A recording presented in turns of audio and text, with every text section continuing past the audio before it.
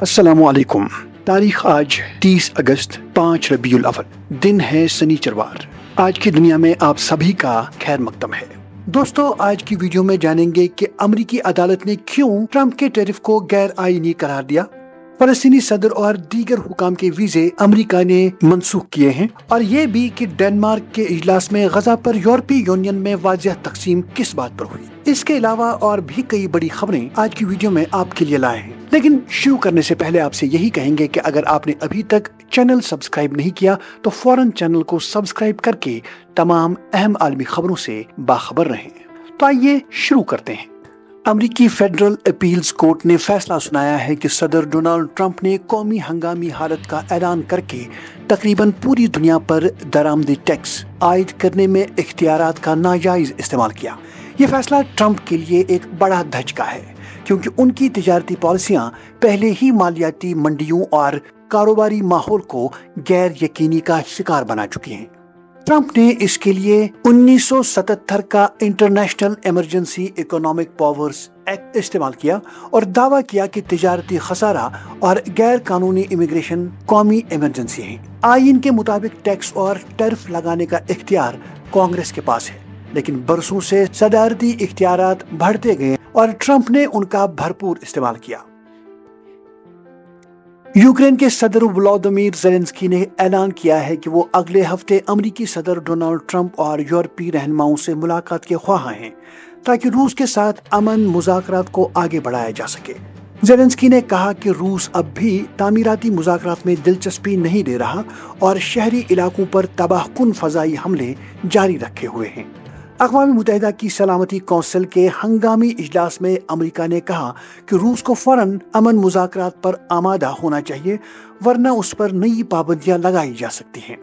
اس دوران زیلنسکی کے قریبی مشیر آندری یرماک نے نیو یارک میں ٹرمپ کے خصوصی ایلچی سٹیو ویٹکوف سے ملاقات کر کے آئندہ مذاکرات کی تیاری پر بات کی۔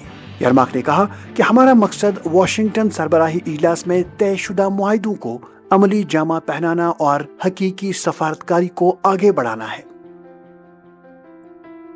کرملن نے اعلان کیا ہے کہ روسی صدر ولادیمیر پوتین دسمبر میں بھارت کا باضابطہ دورہ کریں گے۔ اس سے قبل وہ 1 ستمبر کو چین میں ہونے والے ایک علاقائی اجلاس میں وزیر اعظم نریندر مودی سے ملاقات کریں گے۔ یہ دورہ ایسے وقت میں ہو رہا ہے جب امریکہ نے بھارت پر روسی تیل کی خریداری کے باعث تجارتی ٹیرف عائد کر دیے ہیں۔ امریکہ اور مغربی اتحادی روس کو یوکرین جنگ ختم کرنے کے لیے دباؤ میں لانے کی کوشش کر رہے ہیں اور روس کی توانائی برآمدات کو نشانہ بنا رہے ہیں۔ تاہم روس نے اپنی توانائی کی سپلائی یورپ سے ہٹا کر بھارت اور چین کی طرف موڑ دی ہے، جس سے ماسکو کی آمدنی کا سلسلہ جاری ہے۔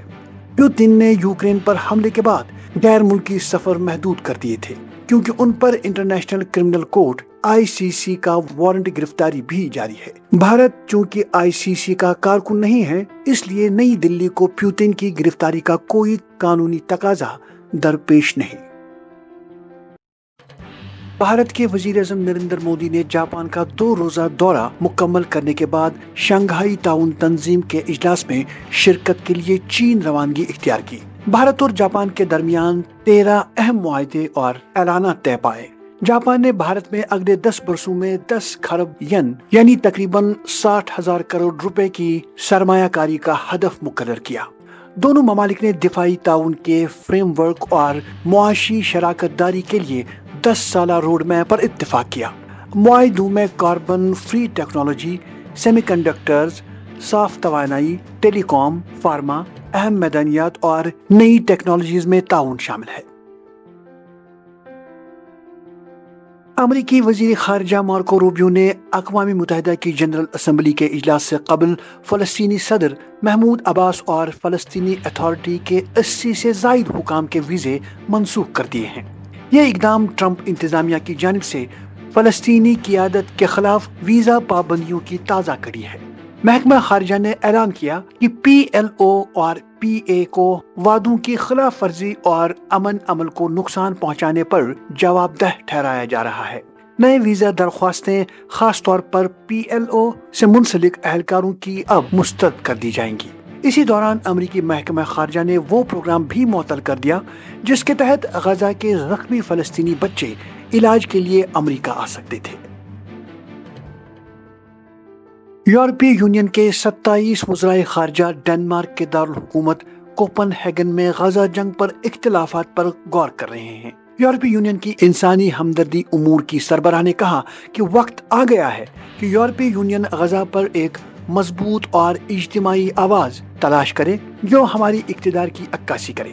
کئی یورپی ممالک نے اسرائیل پر شہری ہلاکتوں اور امداد کی رکاوٹوں پر شدید تنقید کی ہے۔ یہ تنقید اس وقت اور بڑھی جب عالمی ادارے IPC نے اعلان کیا کہ غزہ قحط کا شکار ہے، تاہم اسرائیل نے اس کی تردید کر دی۔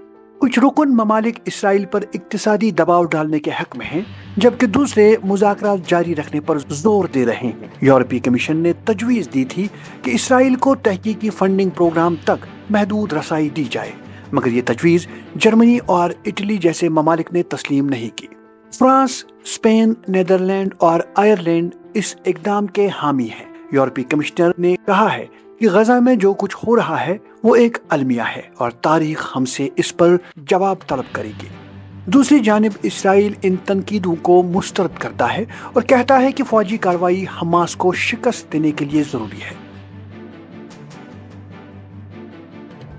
ترک وزیر خارجہ حاکان فیدان نے اعلان کیا ہے کہ غزہ جنگ کے خلاف احتجاجاً ترکی نے اسرائیلی طیاروں کے لیے اپنی فضائی حدود بند کر دی ہیں۔ انہوں نے انقرہ میں پارلیمانی خطاب کے دوران کہا کہ ترکی نے اسرائیل کے ساتھ اپنی تمام تجارت مکمل طور پر ختم کر دی ہے۔ خیال رہے کہ 2023 میں دونوں ممالک کے درمیان تجارت $7 بلین تک پہنچ گئی تھی، مگر مئی 2024 میں ترکی نے اسرائیل سے تجارتی تعلقات توڑ دیے تھے۔ اس سے پہلے بھی ترکی اسرائیل کے خلاف سخت موقف اختیار کرتا رہا ہے۔ طالبان حکومت نے کہا ہے کہ پاکستانی فضائی حملوں نے مشرقی افغانستان کے صوبوں ننگرہار اور خوست میں 3 شہریوں کو ہلاک اور 7 کو زخمی کر دیا۔ افغان وزارت خارجہ نے ان حملوں کو اشتعال انگیز عمل قرار دیتے ہوئے کابل میں پاکستانی سفیر کو طلب کیا ہے۔ پاکستانی حکومت اور فوج نے اس الزام پر کوئی تبصرہ نہیں کیا۔